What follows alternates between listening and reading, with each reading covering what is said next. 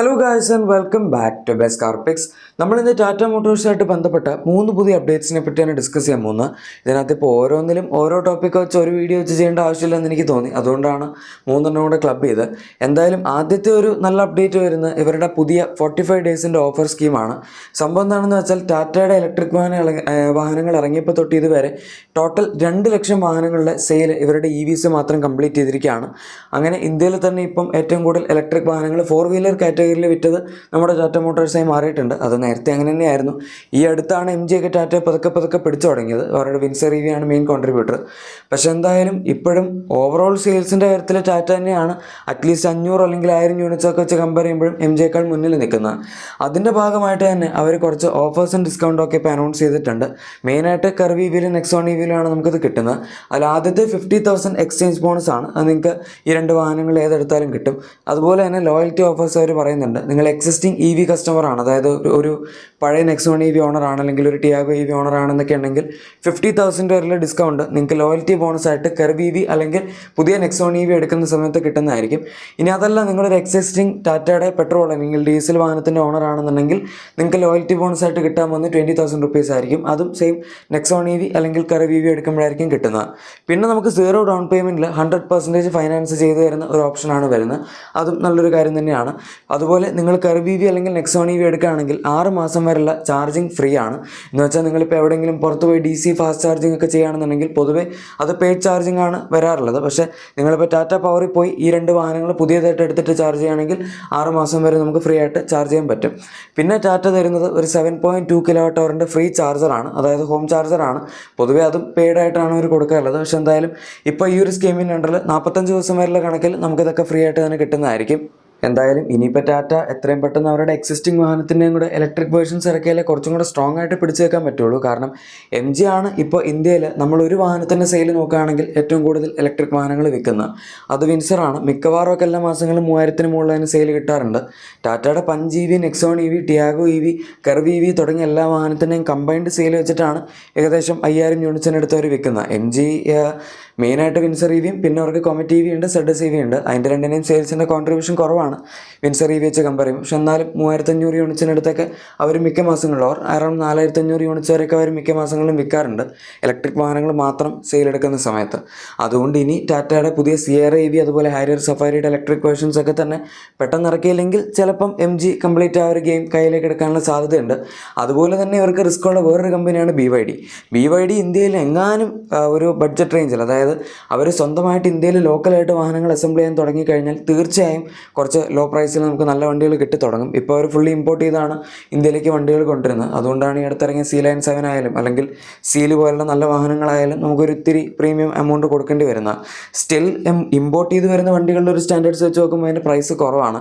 പിന്നെ അറ്റോത്രയും അവർ ഈ അടുത്ത് വിലയൊക്കെ കുറച്ചിട്ടുണ്ടായിരുന്നു. 25 lakhs റേഞ്ചിലാണ് എക്സ്ഷോറൂം ഇപ്പോൾ അത് സ്റ്റാർട്ട് ചെയ്യുന്നത്. എനിവേ ടെസ്ല ഇന്ത്യയിലേക്ക് വരുന്നുണ്ട്. അതും ടാറ്റയ്ക്കൊരു വലിയ കോമ്പറ്റീഷൻ ആയിരിക്കും. കാരണം നമ്മുടെ ഇന്ത്യൻ ഗവൺമെൻറ് ഇപ്പം ഇലക്ട്രിക് വാഹനങ്ങൾ വരുന്ന ടാക്സ് കുറച്ചിട്ടുണ്ട്. 110% ആയിരുന്നു ആദ്യം, അതിപ്പം ജസ്റ്റ് 15%ലേക്കാണ് കുറച്ചിരിക്കുന്നത്. മെയിനായിട്ട് ടെസ്ലയെ ഫോക്കസ് ചെയ്ത് തന്നെയാണ് അവർ കുറച്ചിരിക്കുന്നത്. കാരണം $35,000 മുകളിൽ വില വരുന്ന വാഹനങ്ങൾക്കാണ് ഇത് അപ്ലൈ ചെയ്യാൻ പറ്റുന്നത്. അതിന് കുറേ ക്രൈറ്റീരിയാസ് ഒക്കെ ഉണ്ട്. അതായത് ഇന്ന ടേൺ ഓവർ നമ്മൾ ഇന്ന വർഷങ്ങളിലായിട്ട് ഉണ്ടാക്കണം എന്നൊക്കെ പറഞ്ഞ് അതിൻ്റെ ഒരു ഡീറ്റെയിൽഡ് വീഡിയോ ചെയ്തിട്ടുണ്ട്. നിങ്ങൾക്കത് കാണണമെന്നുണ്ടെങ്കിൽ നമുക്ക് ജസ്റ്റ് ചാനൽ ചെക്ക് ചെയ്യുകയാണെങ്കിൽ കാണാം, അല്ലെങ്കിൽ ഞാൻ ഐക്കാർഡിലെല്ലാം കൊടുക്കാൻ പറ്റി കൊടുത്തേക്കാം. എനിവേ ഇതാണ് നമ്മുടെ ആദ്യത്തെ അതുപോലെ തന്നെ ഏറ്റവും ഇമ്പോർട്ടൻ്റ് ആയിട്ടുള്ള അപ്ഡേറ്റ്. ഇനി അടുത്ത അപ്ഡേറ്റ് വരുന്ന നെക്സോൺ EVയുടെ ആണ്. നെക്സോൺ EV ആദ്യം 2020 പുതിയതായിട്ട് ഇറങ്ങുന്ന സമയത്ത് ഒരൊറ്റ ബാറ്ററി പാക്കേ ഉണ്ടായിരുന്നുള്ളൂ. 30.2 kWh ബാറ്ററി പാക്കാണ് ഒരു ഇനീഷ്യലി കൊടുത്തിരുന്നത്.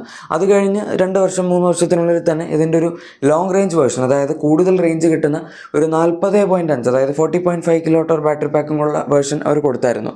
പക്ഷേ ഫേസ് ലിഫ്റ്റ് ഇറക്കിയ സമയത്ത് നമുക്ക് ഈ 2 വേർഷൻസ് കണ്ടിന്യൂ ചെയ്തെങ്കിലും ഈ അടുത്ത് കർവ് ഇറക്കിയ ഒരു സമയത്തോടടുത്തായിട്ട് അവർ നെക്സോൺ EVയിലും 45 kWh ബാറ്ററി പാക്ക് ഇൻട്രൊഡ്യൂസ് ചെയ്തിട്ടുണ്ടായിരുന്നു. ഇതുവരെ നമുക്ക് 3 ബാറ്ററി കൺഫിഗറേഷൻസ് ആണ് ഇതിനകത്ത് കിട്ടിയിരുന്നത്. 30.2 ഉണ്ടായിരുന്നു, അതാണ് മീഡിയം റേഞ്ച് ആയിട്ട് പറഞ്ഞിരുന്നത്. ലോങ് റേഞ്ച് ആയിട്ട് 40.5 kWh അവർ കൊടുക്കുന്നുണ്ടായിരുന്നു. അതിന് പുറമെ കുറച്ചും കൂടെ നമുക്ക് റേഞ്ച് എക്സ്റ്റൻഡർ എന്നുള്ള രീതിയിൽ 45 kWh ബാറ്ററി പാക്ക് സെയിം കർവിൻ്റെ അതേ ബാറ്ററി വെച്ചിട്ടുള്ള വേർഷനും നമുക്ക് നെക്സോൺ EVയിൽ അവൈലബിൾ ആയിരുന്നു. ഇപ്പോൾ അവരെന്താ ചെയ്തിരിക്കുന്നതെന്ന് വെച്ചാൽ നടുവിലുണ്ടായിരുന്ന ആ 40.5 kWh ബാറ്ററി പാക്ക് അങ്ങോട്ട് എടുത്ത് കളഞ്ഞിട്ടുണ്ട്. അതിന് പകരം 30.2 മീഡിയം റേഞ്ചും അതുപോലെ 45 kWh കർവിലുള്ള ബാറ്ററി പാക്ക് എടുത്ത് ലോങ് റേഞ്ചും ആയിട്ടാണ് കൺവേർട്ട് ചെയ്തിരിക്കുന്നത്. പ്രൈസിലും അത്യാവശ്യം വ്യത്യാസമുണ്ട്. നമുക്കിപ്പോൾ ഇതിൻ്റെ 30.2 കിലോട്ടറിന് സ്റ്റാർട്ടിംഗ് പ്രൈസ് വരുന്നത് ജസ്റ്റ് 12.49 lakhs ആണ്. അത് അവർ ഇതിന് മുന്നേ കുറച്ചിട്ടുണ്ടായിരുന്നു. ക്രിയേറ്റീവ് പ്ലസ് വേരിയൻറ്റിൽ നിന്നാണ് ബേസ് മോഡൽ സ്റ്റാർട്ട് ചെയ്യുന്നത്. അത് മാക്സിമം 14.79 lakhs വരെയാണ് പോകുന്നത് എംപവേർഡ് പ്ലസ് മോഡലിന്. ഇനിയിപ്പോൾ അതല്ല, നിങ്ങൾക്ക് 45 കിലോട്ടർ ബാറ്ററി പാക്ക് വരുന്ന ലോങ് റേഞ്ച് മോഡൽ വേണമെന്നുണ്ടെങ്കിൽ അതിൻ്റെയും സ്റ്റാർട്ടിംഗ് പ്രൈസ് അത്ര ഭയങ്കര ഹൈ ഒന്നുമല്ല. 13.99 lakhsലാണ് അത് സ്റ്റാർട്ട് ചെയ്യുന്നത്. അത് ക്രിയേറ്റീവ് മോഡലാണ്. മാക്സിമം ഇതിൻ്റെ റെഡ് ഡാർക്കിൻ്റെ പ്രൈസ് വന്ന് 17.19 lakhs വരെയാണ്. ഒക്കെ നമ്മൾ നേരത്തെ പണ്ടുണ്ടായിരുന്ന നെക്സോണിയുടെ ഒക്കെ പ്രൈസ് വെച്ച് കമ്പയർ ചെയ്യുമ്പോൾ ഇപ്പോൾ കറവിറങ്ങിയതിൻ്റെ കൂടെ ഭാഗമായിട്ടായിരിക്കും അവർ കുറച്ച് പ്രൈസ് കുറച്ചിട്ടുണ്ട്. അതും നമുക്കിപ്പോൾ വലിയ സൈസിലുള്ള ബാറ്ററിയും കൂടെ കിട്ടുന്നുണ്ട് എന്നും ആലോചിക്കണം. പണ്ട് ഇതിലും ചെറിയ ബാറ്ററി സൈസ് ആയിരുന്നു കിട്ടിക്കൊണ്ടിരുന്നത്. 45 കിലോട്ടർ ബാറ്ററി പാക്ക് എന്ന് പറയുമ്പോൾ നമുക്ക് ഈസി ആയിട്ട് 300 kilometers ഒക്കെ റിയൽ ലൈഫ് റേഞ്ച് അച്ചീവ് ചെയ്യാൻ പറ്റും. സോ ഇതാണ് നെക്സോണിൻ്റെ അപ്ഡേറ്റ്. ഇനി നമ്മുടെ ലാസ്റ്റ് ആൻഡ് ഫൈനൽ അപ്ഡേറ്റ് വരുന്ന ടാറ്റയുടെ 2 പുതിയ എഡിഷൻസ് ആണ്. ഇതുവരെ ഇലക്ട്രിക് ആയിരുന്നെങ്കിൽ ഇപ്പോൾ നമ്മൾ ഇലക്ട്രിക് വിട്ടു. ഇനിയിപ്പോൾ ടാറ്റയുടെ സ്റ്റെൽത്ത് എഡിഷനെ പറ്റിയാണ് പറയാൻ പോകുന്നത്. അവർ കഴിഞ്ഞ ഓട്ടോ എക്സ്പോയിൽ സ്റ്റെൽത്ത് എഡിഷൻ വാഹനങ്ങൾ, അതായത് ഹാരിയറും സഫാരിയും അതിൽ കാണിച്ചിട്ടുണ്ടായിരുന്നു, ലോഞ്ച് ചെയ്തിട്ടില്ലായിരുന്നു. ഇപ്പോൾ എന്തായാലും ഫൈനലി ഈ 2 വാഹനങ്ങളും ലോഞ്ച് ആയിട്ടുണ്ട്. ഇതിൻ്റെ ഒരു മെയിൻ അട്രാക്ഷൻ എന്ന് പറയുന്നത് നിങ്ങൾക്കിപ്പോൾ കാണാൻ പറ്റുന്ന പോലെ തന്നെ മാറ്റ് ബ്ലാക്ക് പെയിൻറ്റ് സ്കീമാണ്. ടാറ്റ ഡാർക്ക് എഡിഷനും പിന്നെ പുതിയ കുറച്ച് കളർ ഓപ്ഷൻസ് ഒക്കെ കൊണ്ടിരുന്ന വേറെ പല എഡിഷൻസും, കാസരംഗ എഡിഷൻ ആയിക്കോട്ടെ, ഗോൾഡ് എഡിഷൻ ആയിക്കോട്ടെ, അങ്ങനെ പല പല എഡിഷൻസ് ഒക്കെ ഇറക്കിയിട്ടുണ്ടെങ്കിലും അവർ ഒരു മാറ്റ് ബ്ലാക്ക് കളർ തീമുള്ള വാഹനം ഇതുവരെ അവരുടെ ഒരു ലൈനപ്പിൽ കൊടുത്തിട്ടില്ലായിരുന്നു. അതിപ്പോൾ ഈ 2 വാഹനങ്ങളിലൂടെയാണ് കൊടുത്തിരിക്കുന്നത്. പിന്നെ അലോയ്സിൻ്റെ ഒക്കെ ഡിസൈൻ സെയിം ആണെങ്കിലും അതും നമുക്കൊരു ബ്ലാക്ക് ഡോട്ട് ഫിനിഷിൽ കൊടുത്തിട്ടുണ്ട്. ബേസിക്കലി ഡാർക്ക് എഡിഷൻ തന്നെ, പക്ഷെ നമുക്ക് ആ ഒരു മാറ്റ് ബ്ലാക്ക് ഫിനിഷിലോട്ട് കളർ വന്നു എന്ന് മാത്രം. ഇൻറ്റീരിയറിലും കുറച്ചൊക്കെ വ്യത്യാസങ്ങളുണ്ട്. എഗെയിൻ ഇവിടെയും ഫുൾ ബ്ലാക്ക് തന്നെയാണ് വരുന്നത്. ഓൾമോസ്റ്റ് ഡാർക്ക് എഡിഷനായിട്ട് സെയിം തന്നെയാണ് ഇൻറ്റീരിയർ, ബാക്കിയുള്ള സാധനങ്ങളൊക്കെ നമ്മൾ കമ്പയർ ചെയ്യുന്ന സമയത്ത് കിട്ടുന്നത്. കാർബൺ നോയർ തീം എന്നാണ് ടാറ്റ ഇതിനെ വിശേഷിപ്പിക്കുന്നത്. പിന്നെ നമുക്ക് സീറ്റ്സിലായിട്ടും അതുപോലെ വാഹനത്തിൻ്റെ എക്സ്റ്റീരിയറിലായിട്ടും ഒക്കെ സ്റ്റെൽത്ത് എഡിഷൻ്റെ ബാഡ്ജിങ്ങും കിട്ടുന്നുണ്ട്. ഈ വാഹനത്തെ ബാക്കിയുള്ള സ്പെഷ്യൽ എഡിഷൻസ് വെച്ച് കമ്പയർ ചെയ്യുമ്പം വേറിട്ട് നിർത്തുന്ന ഒരു ഫാക്ടർ എന്താണെന്ന് വെച്ചാൽ, ഇത്രയും കാലം ഒരു സ്പെഷ്യൽ എഡിഷൻസ് ചുമ്മാ ഇറക്കുമായിരുന്നു. പക്ഷേ ഇതങ്ങനെയല്ല. 2700 യൂണിറ്റ്സ് ആയിരിക്കും ഇത് രണ്ടിനും കൂടെ കമ്പൈൻഡ് ആയിട്ട് ഒരു പ്രൊഡ്യൂസ് ചെയ്യാൻ പോകുന്നതെന്നാണ് പറയുന്നത്. പക്ഷേ സാഡ് പാർട്ട് എന്താണെന്ന് വെച്ചാൽ, ഈ 2700 വണ്ടികൾ ഏതാണെന്നോ അല്ലെങ്കിൽ എപ്പോഴാണ് അവസാനിക്കുന്നതെന്നൊന്നും മനസ്സിലാക്കാൻ അതിൻ്റെ അകത്ത് പ്രത്യേകിച്ച് നമ്പറിങ്ങോ കാര്യങ്ങളോ ഒന്നും അവർ പുറത്തൊന്നും എവിടെയും കൊടുക്കുന്നില്ല. സോ അത് നമുക്കങ്ങനെ പെട്ടെന്ന് മനസ്സിലാക്കിയെടുക്കാൻ പറ്റില്ല. എനിവേ കുഴപ്പമില്ല, അവർ എക്സ്ക്ലൂസിവിറ്റി മെയിൻറ്റെയിൻ ചെയ്യാൻ വേണ്ടിയാണ് ഇങ്ങനെ നമ്പേഴ്സായിട്ട് ഇന്ന എമൗണ്ടേ പ്രൊഡ്യൂസ് ചെയ്യുള്ളൂ എന്ന് പറയുന്നത്. മറ്റതൊക്കെ അവർ പെട്ടെന്ന് അപ്രപ്റ്റായിട്ട് ഇങ്ങ് നിർത്തുമായിരിക്കും ഈ സ്പെഷ്യൽ എഡിഷൻ വണ്ടികൾ. എന്നിട്ട് ആ കളർ അതിനെ നോർമൽ വണ്ടിയുടെ ലൈനപ്പിലോട്ട് അങ്ങോട്ട് ആഡും ചെയ്യും. എനിവേ നിങ്ങൾക്കിപ്പോൾ ഇവിടെ പ്രൈസ് കാണാം. ഹാരിയറിൻ്റെ ഫിയർലെസ് പ്ലസ് എന്ന് പറഞ്ഞ മോഡൽ മാനുവലും ഓട്ടോമാറ്റിക്കലാണ് നമുക്ക് കിട്ടുന്നത്. സ്റ്റെൽത്ത് എഡിഷൻ 25.1 സ്റ്റാർട്ട് ചെയ്ത് 26.5 വരെയാണ് പോകുന്നത്. ഡാർക്ക് എഡിഷൻ്റെ പ്രൈസ് വെച്ച് നിങ്ങൾക്ക് വേണമെങ്കിൽ കമ്പയർ ചെയ്യാം. റൈറ്റ് സൈഡിലുണ്ട്. സഫാരിയിലും നമുക്ക് അക്കംപ്ലിഷ്ഡ് പ്ലസ് എന്ന് പറയുന്ന മോഡലിൽ തന്നെയാണ് ഈ ഒരു സ്റ്റെൽത്ത് എഡിഷൻ കിട്ടുന്നത്. 25.75 lakhs സ്റ്റാർട്ട് ചെയ്ത് 27.25 lakhs വരെയാണ് മാക്സിമം പോകുന്നത്.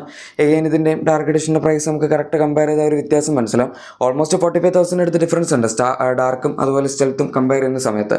അത്രയും നിങ്ങൾക്ക് ആ ഒരു എക്സ്ക്ലൂസിവിറ്റി വേണമെന്നുണ്ടെങ്കിൽ മാത്രം എടുത്താൽ മതി. അല്ലെങ്കിൽ വലിയൊരു പ്ലസ് പോയിൻ്റ് ആയിട്ടൊന്നും പറയാനൊന്നുമില്ല.